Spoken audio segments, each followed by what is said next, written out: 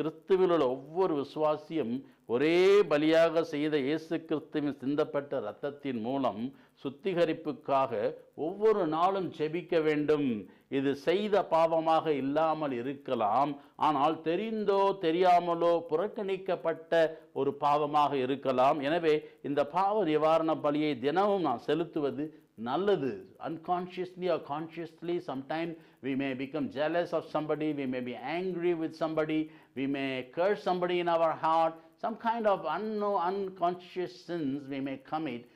So every day it is better, it is safe for us. So ஆண்டவரே, நான் அறிந்தும் அறியாமலும் செய்த எல்லா பாவங்களையும் எனக்கு மன்னியும் சுவாமி.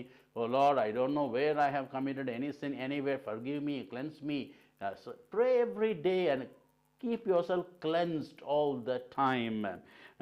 So எனவே இந்த பாவ நிவாரண பலியை தினமும் செலுத்துவது நல்லது.